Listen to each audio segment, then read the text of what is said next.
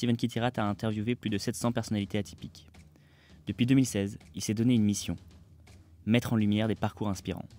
Ce n'est pas son métier, mais Steven a tout d'un professionnel. Une longévité rare, une curiosité insatiable et une audace rafraîchissante. Au cours de son parcours, il a interviewé entre autres Philippe Croizon, l'inventeur du TGV ou celui de la carte à puce. Toutes ces rencontres l'ont mené à réaliser des projets ambitieux. Il a notamment réalisé un documentaire primé à Rome, une conférence TEDx, Vivre sa vie, ou encore des entretiens dans des lieux insolites, du sommet d'un volcan à la grotte d'un explorateur. Son mantra, n'ayez pas peur de briller, mais veillez toujours à éclairer le chemin des autres. Salut Patrick. Ça va? Alors, Oui. bienvenue à la maison. Merci à toi et à ta compagne de nous avoir invités. C'est vraiment adorable de votre part. Non, mais c'est comme ça, ça nous a fait plaisir.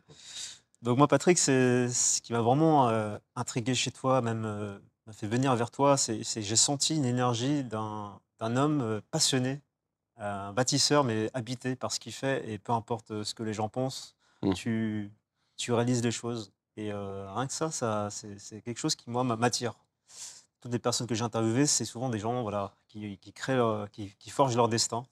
Mm. Et peu importe les avis des gens, toujours avec le respect, mais tu fais les choses. Mm. On peut te surnommer quoi? Tu es un bâtisseur, un créateur, un artiste, un Ben, artisan? en fait, c'est très gentil tout ce que tu me dis depuis tout à l'heure, mais en fait, c'est l'énergie que tu as. Tu nais avec une énergie peut-être différente des autres, ou tu l'utilises différemment des autres, je sais pas. Pour moi, je pense, depuis le début, j'ai cette énergie, je fais ce que je veux, en fait, en gros, de mes mains, de mon temps. Et moi, j'aime construire, donc construire, réaliser, réparer, transformer, tout, quoi, tout ce qui est alimentation, tout ce qui est cuisine. Tu as vu tout à Cuisine, l'heure, ouais. mais je fais la Cuisine musique. très bien. En fait, je me suis donné un truc à me dire, voilà, si quelqu'un sait le faire, donc je peux peut-être y arriver aussi, quoi. Voilà, alors c'est pas parfait, bien sûr, mais moi, je me promène un peu partout. Il y a des endroits où c'est mieux pour moi, où c'est plus confortable, d'autres c'est plus difficile, bien sûr. Mais j'ai fait beaucoup de choses comme ça pour, en tant que visiteur, quoi, sur Terre, en tant que euh, ayant le plaisir de profiter, en fin de compte, du moment qu'on m'a donné sur cette planète, quoi.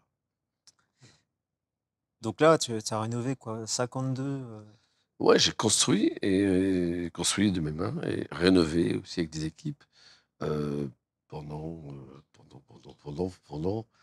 50 ans. 50 ans. 50 ans, ça Wow. fait 50 ans. Ouais, ça fait 50 ans que je construis, j'ai 67 ans et j'ai commencé à 17 ans sur les premières maisons. Voilà. Maison, immeuble, enfin tout Ouais, ça. immeuble, appartement, magasin, après j'ai fait. Alors les 52, c'est des maisons, voilà. Après, les premiers, c'était des vieux immeubles que j'ai achetés. La première, c'était des maisons, le reste, c'était des immeubles euh, vétustes que j'ai entièrement démontés avec les mains. J'avais 2 copains avec moi. Et c'était vraiment... ouais, c'était dur, quoi. Parce Ouais. qu'on vidait tout, quoi. Sur 3-4 étages, on vidait tout. C'était en Fontainebleau, dans Paris.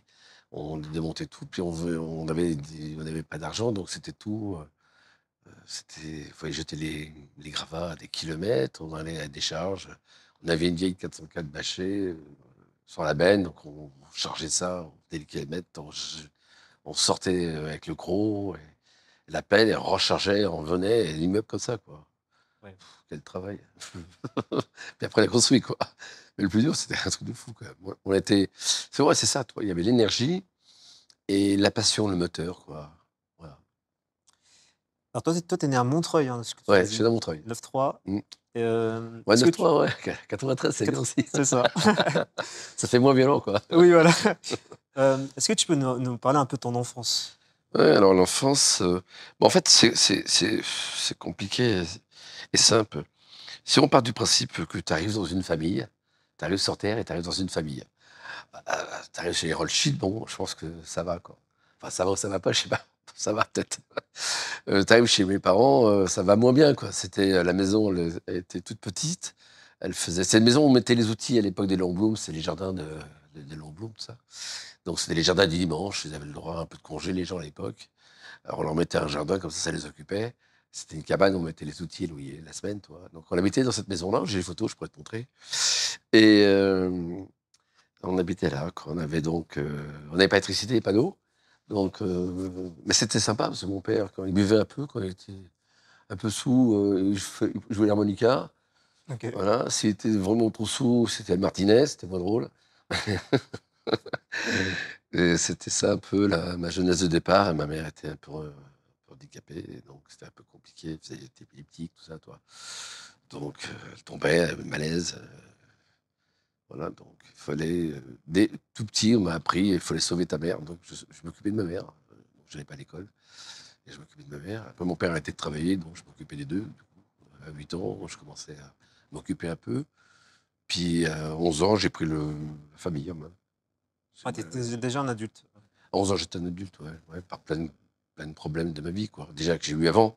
Donc j'étais déjà révolté, adulte. Et voilà, je ne suis pas allé à l'école du coup, parce que j'ai travaillé beaucoup. Beaucoup pour pas grand-chose, parce que quand tu as un gosse de 11 ans, 12 ans, on te donne pas d'argent, quoi. On te jette de l'argent de poche, quoi. Quand tu travailles comme un adulte, hein, je parle. Mm. Et ce peu d'argent que tu as, il faut nourrir une famille avec ça. Euh, donc c'est pas facile. Donc tu es obligé de trouver 2 jobs, 3 jobs par jour. Un la nuit, un le soir et un la journée, décharger les camions. Enfin, tout ce que les gens ne veulent pas faire, ben, tu les fais quand tu as 11, 12 ans, tu fais ce que tu peux, quoi. Tu portes tes caisses qui te défoncent le dos plus tard, que tu auras mal au dos, bien sûr. Et tu fais que des trucs pourris, comme ça. Voilà, j'ai travaillé, j'ai fait que les trucs. Mettre des. Je me rappelle les premiers métiers que j'ai fait vraiment avec un. Si on pouvait travailler jeune à l'époque, c'était. C'est des vins artois, c'était à Porto-Combo. Et c'était des caisses de vin en bois. Alors quand c'était mouillé, c'était un peu plus lourde. Mais en même temps que c'était mouillé, il y avait le vin dans les bouteilles. C'était les bouteilles à étoiles à l'époque. C'était les bouteilles d'1 litre. Et il y avait le vin qui avait croupi déjà comme du vinaigre un peu. Ah ouais. Et il y avait l'eau qui était remplie dedans, donc quand tu la prenais. Mm. Alors moi, j'avais donc. Les camions arrivaient sur un immense parking. Et il y avait un immense mur. Dans ce mur, il y avait donc des portes de garage qui étaient toujours fermées. Dans ces portes de garage, il y avait une porte pour entrer et sortir dans le dépôt. Et un petit carré, comme on dirait un film de Tati. Et là, il y avait un morceau de tapis roulant métallique tout rouillé qui sortait pour mettre une caisse de vin Ok. dedans. C'est marrant. Ouais, alors je faisais des escaliers, parce que j'étais tout petit, pour arriver au tapis roulant, Ouais. voilà, qui était à la hauteur d'un être humain, quoi, tu vois. Ah Donc je faisais 2, 3 caisses par terre, ça faisait escalier, et là je prenais les caisses de vin, et là, l'eau, le vinasse, dès le matin, à 7h15, je commençais. Ça rentrait Wow. sur moi, et alors en plus il faisait froid, il pleuvait, la plupart du temps, donc je rentrais vachement de caisse, je poussais, ça s'embrouillait un peu là dans l'usine.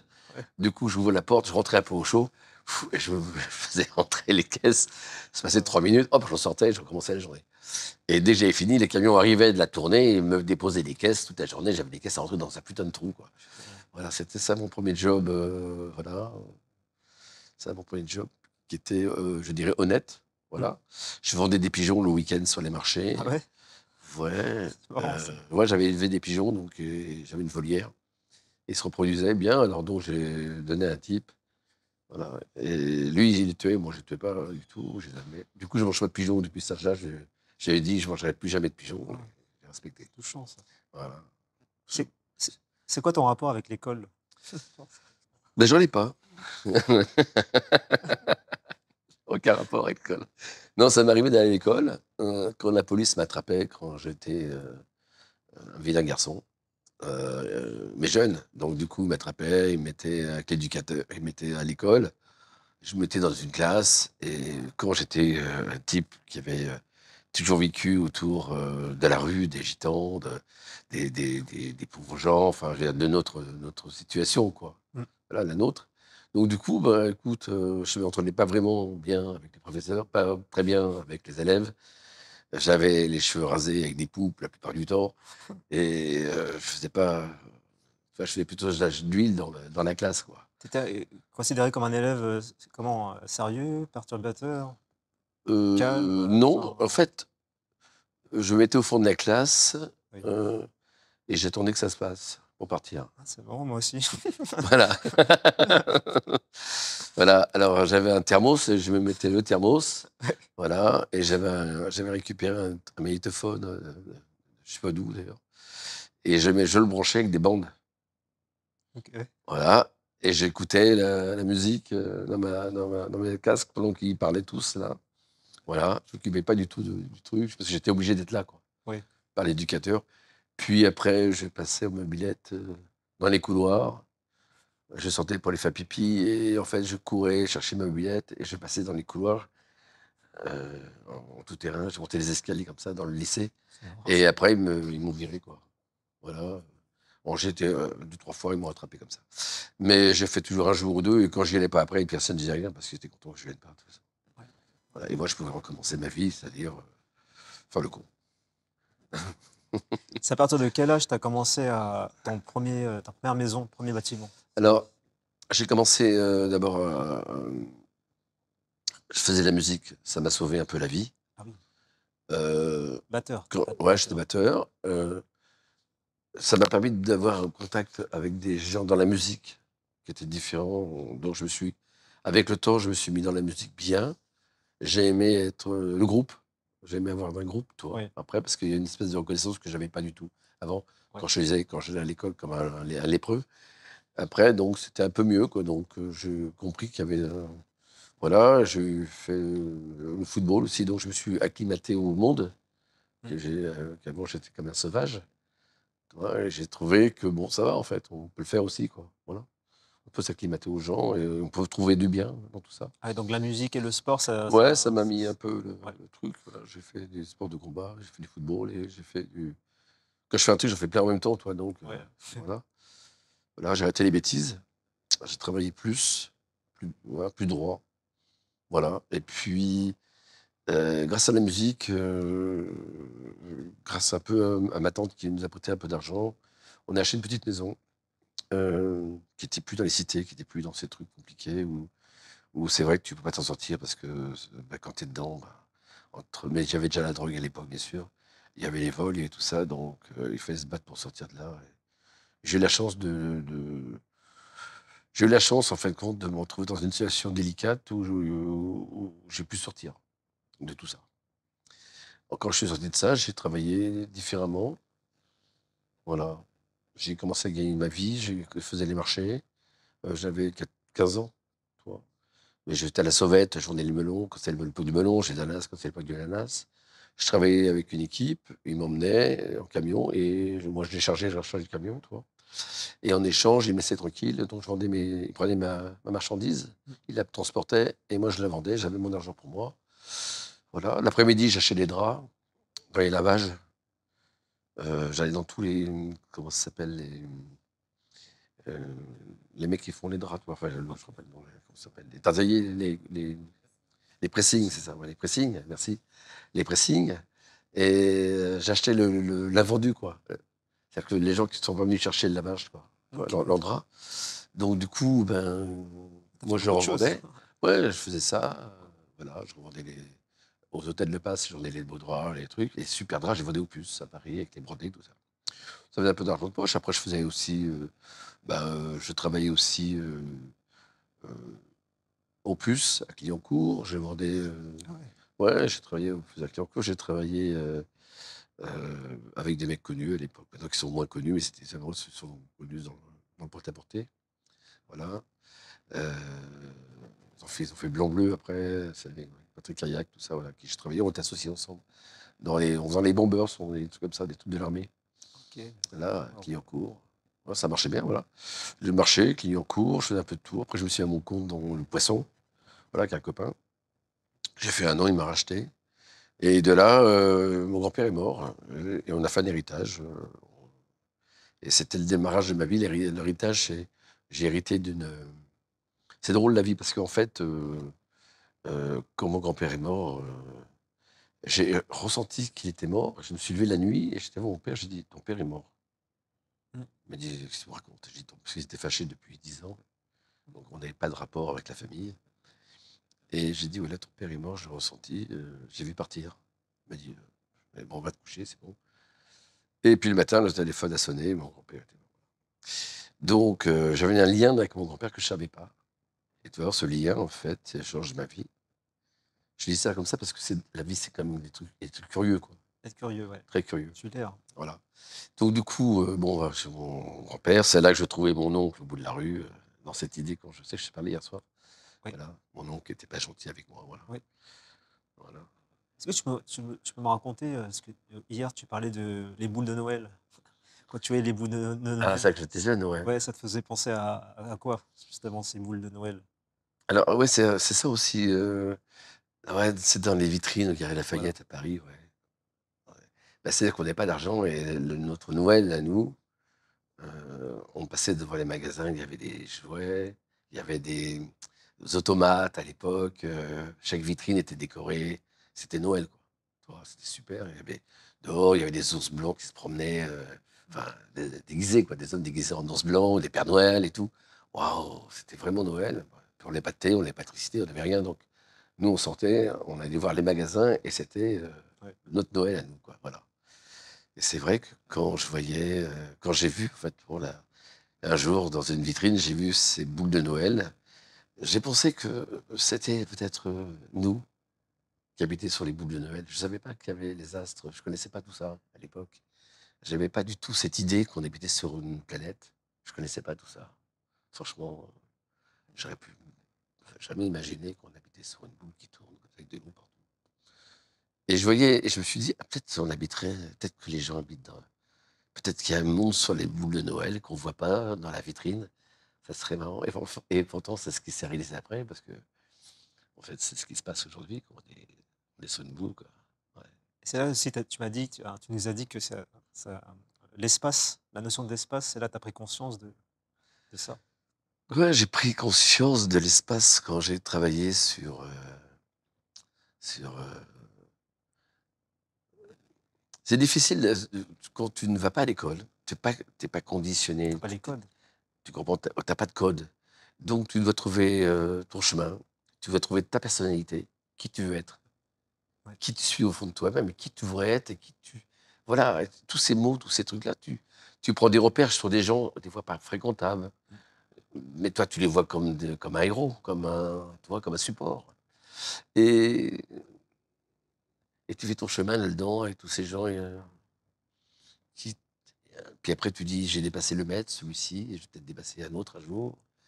Et tu avances comme ça en essayant de dépasser ceux que tu admirais le plus à ce moment-là, quoi. Voilà, je pense que le chemin de tout le monde, je crois. Enfin, en tout cas, c'était le mien. Et puis, voilà, j'ai avancé comme ça, sans repère vraiment. Et puis après, j'essaie de comprendre.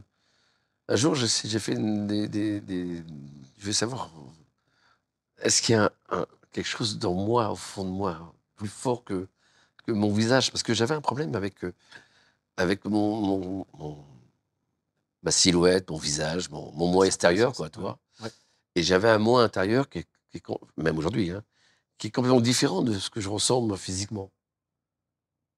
Et je me suis dit, j'ai eu un problème dès le départ. Je suis, et que je me regarde, c'est pas moi.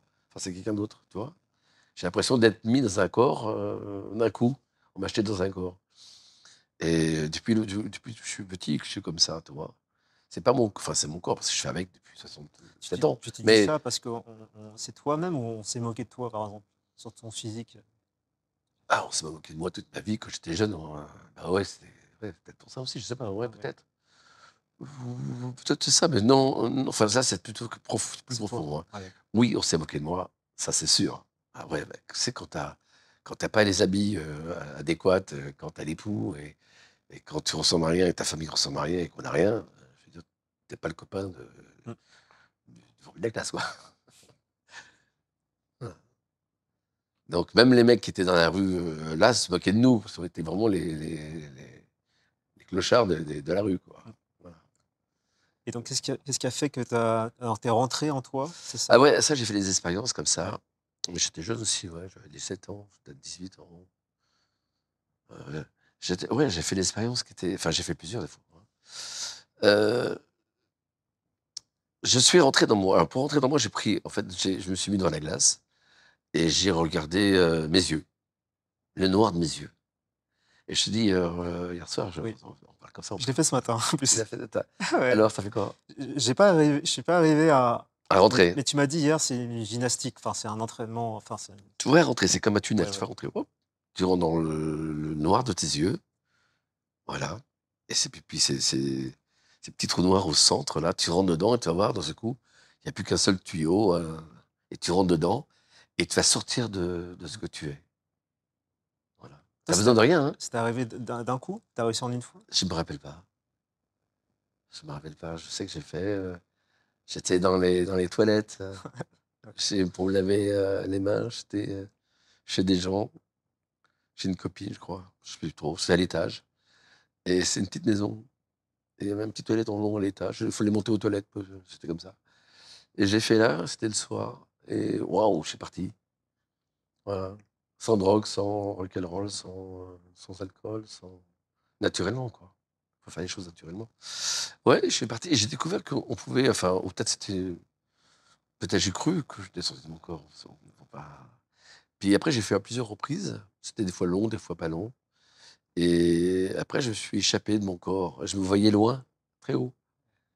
Très haut. Donc, tu oublies le toit de la maison, tu oublies tout, hein. Tu montes très haut. Et je peux pas expliquer comme ça, c'est un ressenti, en fait. Voilà. Mm. Ouais. Moi, j'ai fait plein d'expériences, c'est fou, hein. Ouais, t'es multiple. Ouais. Ah, quand mon grand-père est mort, tu sais, on est allé à l'enterrement, et mon grand-père était un type qui avait fait les guerres, qui avait fait le maquis, qui s'était battu, qui était un des chefs du maquis pendant la dernière guerre. Et il avait été une fois enterré par un obus, enfin, il y a eu pas mal de problèmes. Et c'est un type qui s'est remonté, il avait eu le cancer, et puis il s'était remis, il n'était pas mort. Enfin, il est resté longtemps, le cancer, ouais, je sais pas pourquoi, il était puissant. Et puis quand il est mort, ils ont essayé de le mettre dans le trou, et puis le cercueil s'est mis de travers à 2 reprises. Ils ont creusé, ouais. Puis à la fin, ils l'ont mis dans le trou, quoi. Et puis moi, j'ai dormi dans la voiture le soir, devant la maison, parce qu'il y avait toute la famille. Il y avait 2 maisons là-bas. C'était à Château-Gautier et à Fromentieres, à côté, quoi. Et moi, j'ai dormi dans la voiture, et dans ce coup, j'ai entendu du bruit, et paf, je me suis endormi, d'un coup. Je me réveille, il fait froid dans la voiture. Je rentre dans la petite maison de mon grand-père. Il y avait mon oncle un oncle qui était là, qui était réveillé. Je commence là avec lui. Il me dit, je dis, j'ai eu froid cette nuit, tu peux pas savoir. Il me dit, tu sais, un truc, moi, j'ai pas dormi de la nuit. Toute la nuit, il y avait du bruit dans cette maison. C'était un truc incroyable. Je dis, bon. Et j'ai dit, c'est moi, j'ai entendu du bruit autour de la voiture et je me suis endormi. Ah bon? Et l'autre maison, quand ils sont arrivés pour déjeuner et tout, après, c'était tous pareil. C'est que mon grand-père, en vérité, avait dérangé tous les gens des 2 maisons. Ah ouais. C'est fou? Ouais. Est-ce que c'est vrai? Je sais pas. En tout cas, ça s'est passé comme ça. Et on a tiré après au chapeau. Les meubles, ils étaient tous pressés de repartir avec les choses. Ils étaient venus en fait, pour le dépouiller, peut-être. Et donc, ils voulaient qu'on tire. Donc, j'ai dit, le chapeau. Moi, nous, on a tiré, du coup, une horloge. Ok. Une armoire. Bon, on était contents. Mon oncle, un de mes oncles, a pris l'horloge et l'armoire. On l'a mis à la maison. Et quand nous, on n'était pas riches, tu comprends? Donc, on s'est dit, je vais vendre l'horloge. Et j'ai vendu l'horloge. J'ai nettoyé bien et tout. Hop. Et puis, j'ai vendu cette horloge. Et ma vie a commencé là. Ok. Mon héritage. C'est ça le commencement. Ouais, c'est un héritage.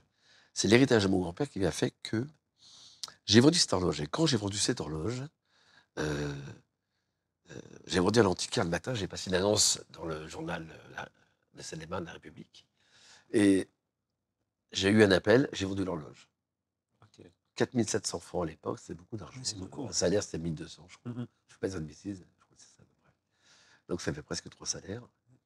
Voilà. Même 4 salaires, je dirais. Voilà. Et j'ai eu le téléphone à sonner et on m'a dit, ouais, je vous appelle pour l'horloge. Et moi, je dis, euh, qu'est-ce que tu aurais dit? Tu l'as vendue. Qu'est-ce que tu dis au deuxième coup de téléphone? Qu'elle est vendue? Ah ben, Ouais. moi, j'ai pas dit qu'elle était vendue. T'as dit quoi? J'ai dit, je vais chez mon grand-père la chercher la semaine prochaine. Ah ouais. Pourquoi j'ai dit ça? Je sais pas. Ouais. Et j'ai pris le téléphone du type et j'ai dit, ah ben, j'ai une commande d'une horloge. Une autre. Maintenant, il ne reste plus qu'à trouver une horloge. Et le téléphone a sonné comme ça, pendant un jour ou deux. Et j'ai pris 7 commandes. Incroyable. Un petit balancier. Est-ce qu'il y a un gros balancier? Oui, un gros balancier. Est-ce que c'est un balancier à lire? Oui, c'est un balancier à lire. Je ne sais pas ce que ça veut dire, un balancier à lire. Oui. Et mon père, il prenait les commandes derrière moi. Et du coup, je me suis retrouvé avec les 4000 de l'horloge, 700 balles de l'horloge. Oui, je crois que c'est 4000 exactement. 4000 de l'horloge. Et je suis parti chercher des horloges, quoi. Avec un copain, il avait une voiture, et un peu break. Et on est parti chercher des horloges dans Lyon, à côté de la Seine-et-Marne, là-bas. On n'a trouvé que des caisses. Incroyable. On a ramené que des caisses. J'étais au plus chercher des mouvements tout neufs que j'ai vieillis. Et j'ai vendu 7 horloges la semaine d'après. 7 horloges. La moins chère, c'est 2005. La plus chère, j'ai dû la vendre 4005 peut-être. Je n'ai pas de souvenir vraiment. Et je me suis dit, waouh, c'est par là, c'est l'Eldorado. Et du coup, ben, j'ai fait que de l'horloge pendant 1 an, Ah oui, quand puis même. 2 ans, puis 3 ans. En même temps, d'autres trucs que l'argent est arrivé, j'ai commencé à acheter. Et je me suis mis dans l'immobilier avec l'argent qui rentrait. Et du coup, je suis venu antiquaire, Mm. improvisé. Puis j'ai fait des tables, puis j'ai fait les meubles Henri II, la haute époque, tout Ah, ça. c'est Enfin, intéressant. voilà, Oui, oui. que je vendais aux Américains. C'est Je par vendais des des tables, objets au voilà, départ. par des objets. Et j'ai Ouais. vendu au Portugal les horloges pour les Portugais qu'on met sur les cheminées, ça s'appelle des garnitures de cheminée. J'ai vendu les meubles en marqueterie, tout ce qui était en marqueterie aux Italiens, les colbous, tout ça. Et puis je me suis spécialisé dans 2-3 trucs comme ça. Puis les horloges, toujours les horloges que je vendais aux Hollandais, avec des coffrets tout préparés. Donc eux, je vendais pas de caisse, que les mouvements, les balanciers, les contrepoids, les cordes bien faites, Mm. le tout sur 2 équerres. Et je faisais des kits comme ça. Je faisais un camion tous les trimestres Oui, c'est pas mal ça. de kits.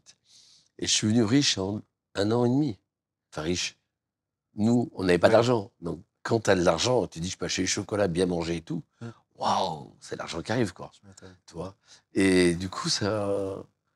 Donc, j'ai travaillé beaucoup là pour faire l'Antiquité. Je faisais beaucoup de routes, beaucoup pour ramener. Puis, j'ai commencé à faire l'immeuble, acheter un petit immeuble, Ouais. tout cassé. Alors, c'était pas un immeuble, c'était une maison à Fontainebleau. Et j'ai fait 3 niveaux. Je l'ai vendu en 3 mois. Wow. Je l'ai restauré. Elle existait, donc j'ai restauré. Et puis, c'est parti de là. Ça a commencé. Pas d'architecte. Non, ce que non, tu disais aucun hier. architecte. Non, non, je faisais moi-même les dessins et tout ça. Mais j'ai toujours su faire les dessins et j'ai toujours su construire. Ça devient comment alors? Tu nous disais hier, c'est une vision, tu as des visions en fait à Alors, chaque quand fois. j'étais plus jeune, je faisais des cabanes, Ouais.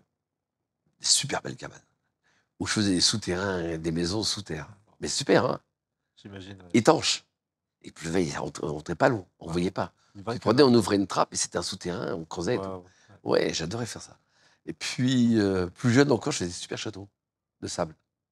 Ah, Super, hein. tu commençais Ouais, des déjà trucs à faire des des châteaux châteaux. avec des routes, des machins, des trucs, des trous, des bouts de bois dedans pour rentrer dans le château, enfin tout ça. Tu vois, et donc, quand je faisais des dessins, je faisais toujours les perspectives.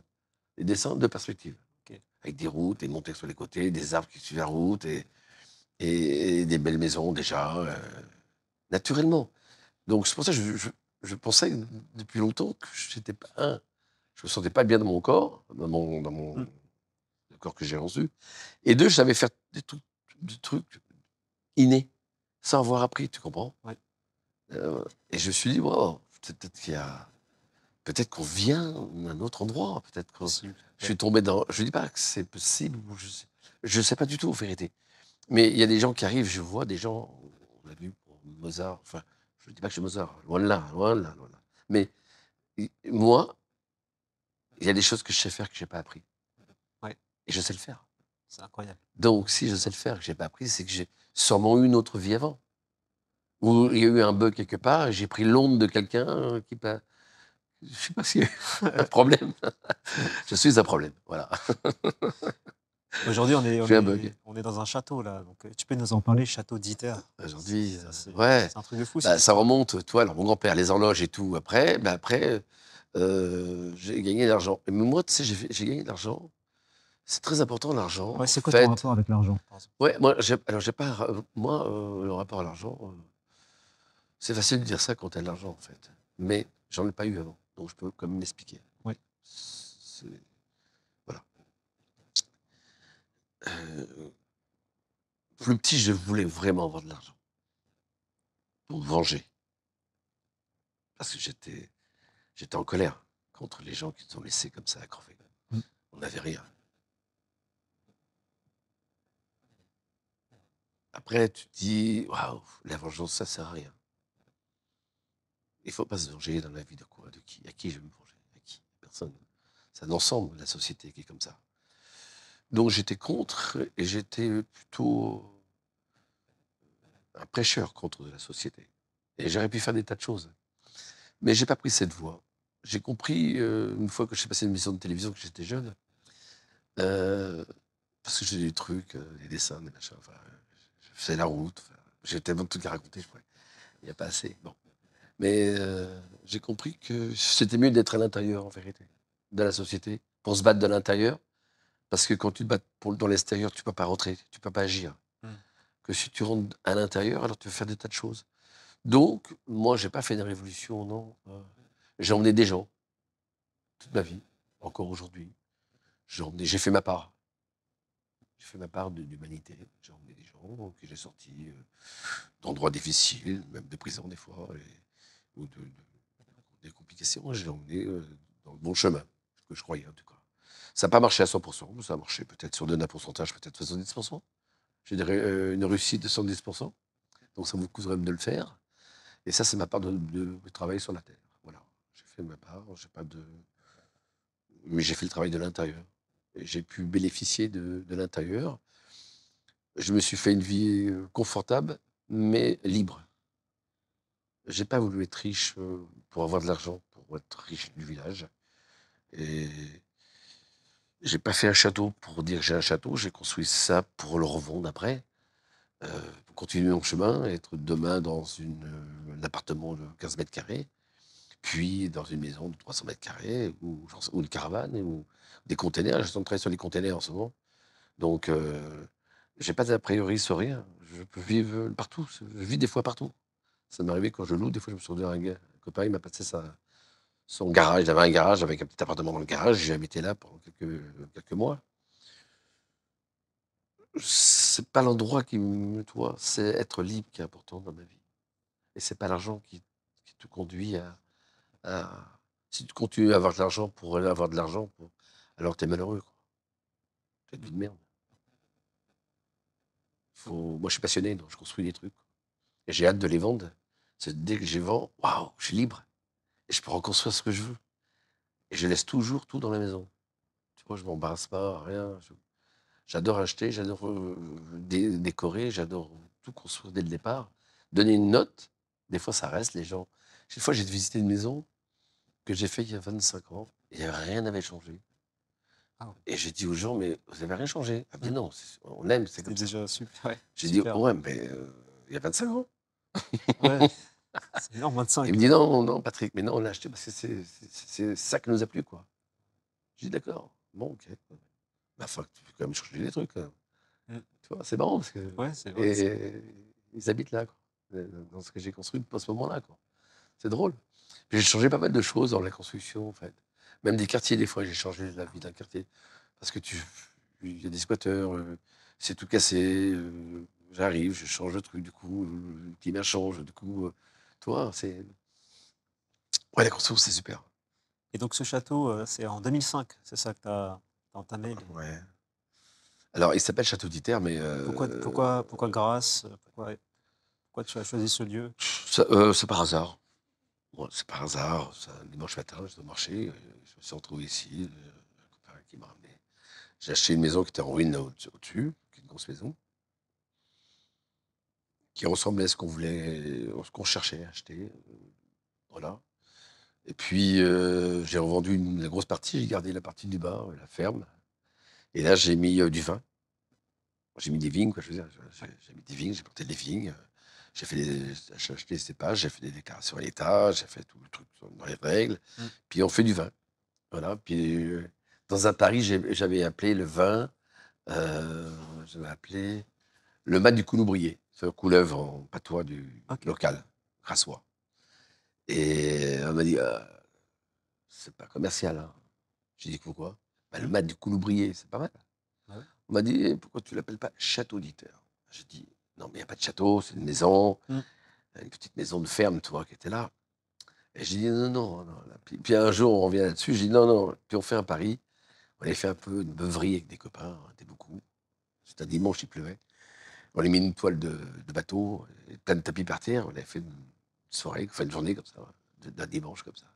Ici, c'était à la maison de campagne de Cannes, toi. Donc, on est ici. Et puis, je n'habitais pas encore ici parce que c'est une petite maison. Vraiment, mais c'était super, quoi. En plus, j'avais acheté un cirque qui avait fait faillite. Ah ouais. Donc, j'avais retrouvé les animaux, j'ai mis tous les animaux là, donc ça nous faisait un truc, toi, c'était super. Wow. Voilà, pour les enfants et tout, c'était bien. Et du coup, bon, je perds le pari et on l'appelle le vin Château d'Itière, quoi. Voilà. Ça part de là, quoi. Ouais, C'est c'est drôle, c'est drôle, Il quoi. n'y a pas de château. Trop drôle. Il n'y a pas Ouais. de château. Puis après, quand j'ai construit la maison, c'est pas un château, c'est une maison d'ailleurs. Quand j'ai construit la maison, tout le monde l'a appelé Château d'Itière. J'ai dit, non, mais c'est le vin, Château d'Itière. C'est pas la maison, toi. La maison, je vais l'appeler, je sais pas quoi. Toi, tu trouvé un nom, quoi. Mm. Mais après, la presse s'est emparée du dossier. C'est devenu un mégalo, châtelain. euh, ça a dépassé la mesure du truc, quoi. Waouh. Et après, c'était quand tu vas au tribunal et on me dit, Monsieur Diter, c'est vous le château d'Iter. Alors, j'ai dit, je peux pas raconter l'histoire comme ça parce qu'ils ne vont pas me croire. Et en plus de ça, ça fait, je sais pas quoi, c'est compliqué. Donc, tu prends des coups. Parce que c'est insupportable. Comment tu as fait face à ça, justement? Parce que ça, c'était jamais arrivé. Bah Dans un écoute, tribunal. j'ai pris ça à la légère. Ok. Qu'est-ce que tu veux que je fasse de plus? Voilà. J'ai essayé au début, j'ai dit bon, je vais essayer de faire pitié, de dire excusez-moi, bon, enfin, je sais pas. Mais bon, le dossier était trop gros, mes voisins avaient trop la haine sur moi. Donc du coup, je suis arrivé avec un avocat du village, ils sont arrivés avec l'avocat de France, qui travaille dans l'urbanisme, qui écrit des livres. Voilà, J'ai- j'étais mort. Mais bon, c'est pas grave. Qu'est-ce que tu en retires de tout ça, en fait, de cette Que du bien, moi. expérience? Ouais. Moi, je suis très content. Ouais, d'abord, je suis content pour plein de raisons. Je suis content parce que j'ai commencé un truc que j'ai terminé, qui était démesuré. J'avais pas l'argent pour le faire. J'avais pas l'argent pour y arriver. J'avais pas l'argent pour le terminer. J'avais seulement l'argent pour le commencer, je crois. Et j'ai construit sans réfléchir. C'est rare. Ah ouais. Ouais, mais c'était une commande de je sais pas de qui. Ici, il y avait quelque chose qui m'a obligé de travailler pendant 15 ans, non-stop. Dont 5 ans où je n'ai pas sorti. Incroyable. Ouais, et je n'arrêtais pas. J'ai travaillé 2 fois par jour. Enfin, 2 fois par jour. J'avais une équipe le jour et j'avais une équipe le soir. Et j'ai travaillé jusqu'à minuit, 1 heure du matin. Et ce qui était incroyable, c'est que j'avais l'énergie pour le faire. Et j'avais qu'une hâte, me réveiller pour continuer. Ah, il y a un truc donc qui te poussait. Ouais, ici, il y a un truc qui m'a. C'était une commande. Je peux te dire mieux que ça. 3 4 ans après, je suis allé là-bas où il y a un dôme, toi, qui est à 100 mètres à peu près de là, Ok. de 150 mètres d'ici, quoi. Et on voit la propriété. Et j'ai vu cette maison et je me suis dit, waouh, c'est gigantesque. C'est moi qui ai fait ça. Mm. C'est incroyable. C'était jamais arrivé avant, ce genre d'émotion? C'est m'est arrivé une fois. Une fois avant, mais c'était pas si bon. Mais je ne m'étais pas rendu compte non plus. Mais là, ici, non. Ici, ça m'est arrivé. Parce que là, j'ai travaillé quand même en tout 17 ans. 15 C'est ans. pareil. Ouais, 17 ans. Pour les jardins et tout. Parce qu'il n'y avait pas d'arbres, il n'y avait rien. Les gens disent que j'ai rasé une forêt, dans la presse. Il faut regarder sur Google Earth, ça. Il n'y a pas de forêt en 2000. Voilà. Ouais. C'est facile. Des bêtises comme ça. Mm. Donc j'ai planté tous ces arbres que tu vois. Tous les arbres que tu vois, sauf une dizaine Wow. d'origine. Voilà, celui-là qui est là, d'origine. Tout le reste, non. Ok. Tout ce que tu peux voir là, c'est mon film. Et puis, ces procès, ces 15 ans de procès après, on crache dessus, où la presse te passe milliardaire, T'es traité même de délinquant, ils disent. de délinquant, milliardaire. Qu'est-ce que j'ai fait de mal? Moi, j'ai rien fait. Hein. Mm. J'ai construit une maison avec des permis de construire. On m'a dit que je ne les avais pas. On m'a dit que j'ai fraudé. J'ai pas fraudé. J'ai les permis de construire. Voilà. Pourquoi, Patrick, quand t'es au tribunal? C'est quoi l'origine? Comment ça a débuté? Alors, l'origine. J'ai vendu au départ, j'ai vendu, donc c'était une propriété que j'ai achetée, qui était abandonnée. J'ai fait les travaux dedans, j'ai remis en était abandonné, était squatté. Il y avait de la drogue, il y avait des prostitutions, tout ça. Donc, j'ai acheté cette propriété, j'ai assaini le quartier, en fait. Voilà. Les gens sont partis, j'ai dédommagé, ils sont partis. Bon. Donc j'ai assaini le quartier, j'ai nettoyé, j'ai reconstruit une partie de cette propriété. Je l'ai vendue un an après à la famille But. Voilà. Donc pas But des meubles, mais But Angleterre, B-U-T. Ok. Voilà, Stevens et Caroline, qui sont milliardaires, eux. Pas moi. Ouais. Eux sont milliardaires. Ils ont acheté cette propriété, ils ont été élégants avec moi dès le départ. Et en fait, dès que j'ai commencé à travailler pour mettre les vignes et tout, ils envoyaient déjà des lettres à la mairie contre moi et ils venaient manger chez moi. D'où vient le tribunal, le procès? En fait, j'ai eu, à contrario de ce qu'on dit dans la presse, en 2006, j'ai eu un permis de construire sur une partie de la propriété. Puis, en 2008, un deuxième permis de construire sur toujours la même propriété. Il y a des choses qui n'allaient pas dans ces permis de construire. Quand j'ai terminé, donc j'ai redéposé un permis de construire de modification. Parce qu'en fait, quand on dépose, des fois, on s'aperçoit que ça ne va pas. Et tout. Donc, quelque chose qui n'allait pas. Donc, je les ai redéposés un troisième et un quatrième permis je dirais, de façon que ma maison soit, en fin de compte, dans les règles. Entre-temps, monsieur et madame But, par jalousie de ce que je venais de construire, par rapport à ce que j'aurais vendu, sont venus très jaloux. Mais ils avaient déjà commencé avant, mais je ne le savais pas. Voilà. Ils ont commencé quand j'ai commencé à mettre la vigne et remettre les restanques en place, les murs des vignes. Ça s'appelle les restanques, je raconte ici. Et ils m'ont attaqué méchamment, c'est-à-dire qu'ils m'ont attaqué avec beaucoup d'argent, avec des mensonges. Et la presse parisienne, le journal Le Monde, qui venait manger chez eux, donc ils ont avec des outils gigantesques. Même Moi, des je me suis hélicoptères. défendu avec mon avocat local. Voilà. Ils m'ont envoyé des drones chez moi, ils ont fait des tas de choses comme ça. Voilà. Bon. Et ils disaient quoi? Qu'ils n'avaient pas de moyens, eux? Enfin, ils se faisaient passer pour des Alors pauvres. eux, je les ai vus dans les émissions de télévision Voilà. où ils s'habillent comme des gens plus que modestes.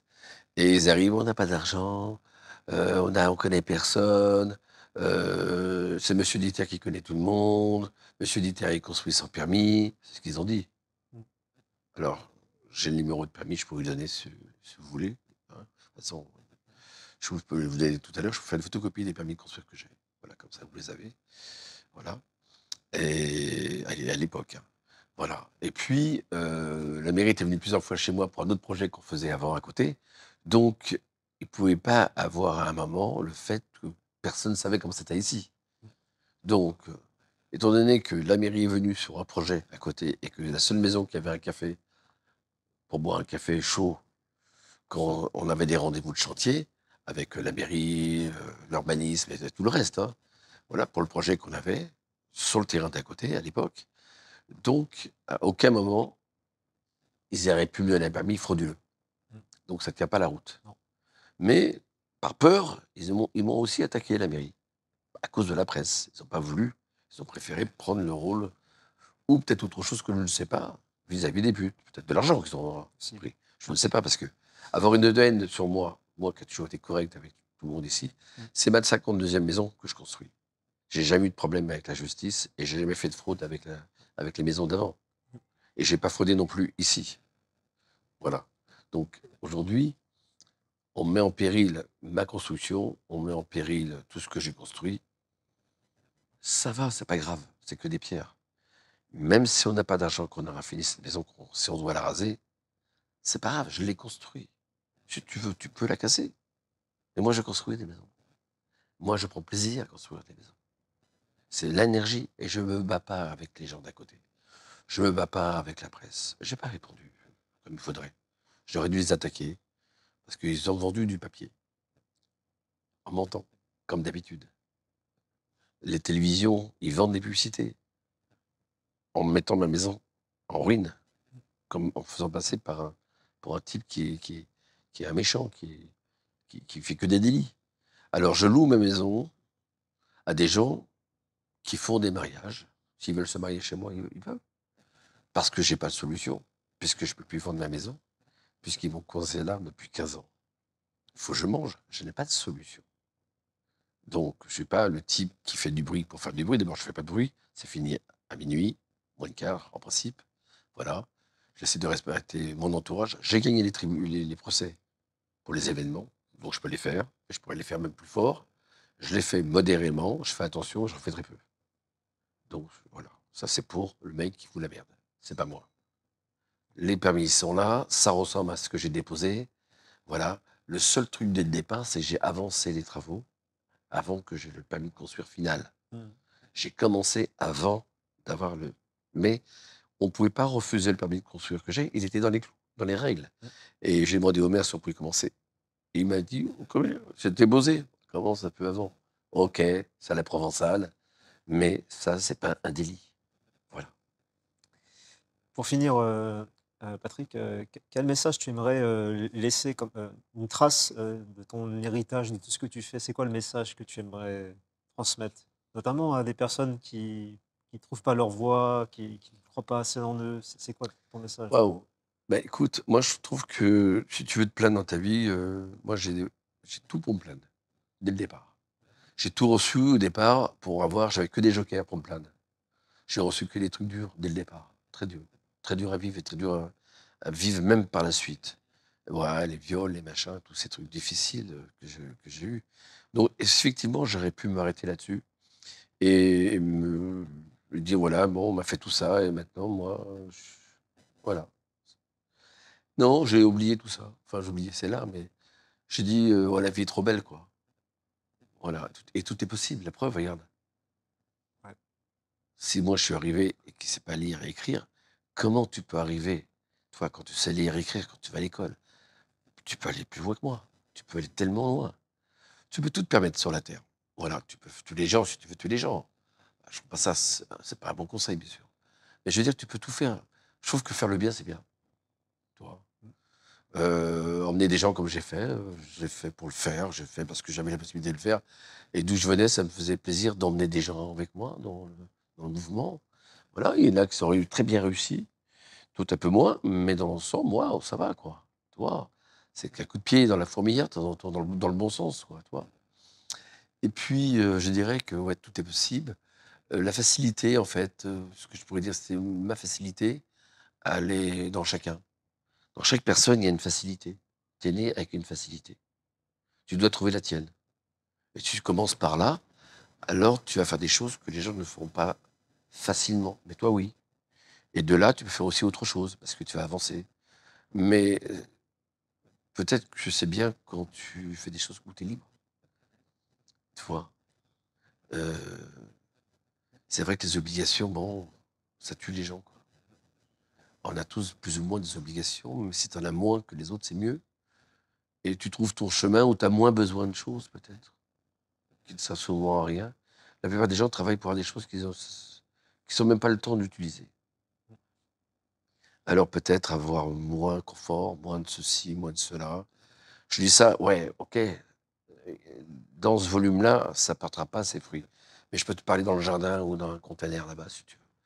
Parce qu'en fait, moi, c'est ça que je suis. Je ne suis pas à ma place ici. Je l'ai construit, Ouais. mais c'est pas moi. Enfin, c'est marrant parce que ça me rappelle une phrase de Hors Humain qui disait, des gens incroyables, il disait, ce sont des êtres venus d'ailleurs. T'es un être venu d'ailleurs. Oui, oui, on est tous venus d'ailleurs. C'est ça en fait. Ouais, tous venus d'ailleurs. Ça me Mais nous, on est de passage. On est des voyageurs. On n'a pas besoin d'avoir des maisons, des trucs comme ça. C'est sublime. Mais en fait, on peut vivre léger et vivre libre. Ça, c'est mieux. Et il y a la place pour tout le monde. Il faut que tout le monde ait un terrain sur Terre dès qu'il est. Tu comprends? Minimum. Et avoir un rendu, c'est-à-dire de l'argent par mois qui est donné par la planète. Parce que c'est un minimum vital sur la Terre. Chaque personne qui naît sur Terre, c'est une partie de la terre qui appartient. Ouais. Et c'est ça qui est important aujourd'hui. Donc, c'est ce qu'on voudrait. Et c'est ce qu'il faudrait arriver à faire, ce que nous n'avons pas pu faire nous, parce on avait d'autres priorités. Voilà. Et c'est les mauvaises priorités qu'on nous a données. On les a éduquées, pas moi personnellement, mais je dirais l'ensemble de la situation d'aujourd'hui le donne bien. Aujourd'hui, on peut changer le monde. Voilà. Je pense que j'ai motivé mes enfants pour ça. Et j'espère que j'ai motivé d'autres personnes pour ça. Et j'espère que je peux le faire aussi, les aider sur le temps qui me reste de ma vie. Voilà. Mais c'est tout. Changer le monde, ce serait bien. Il y a la place.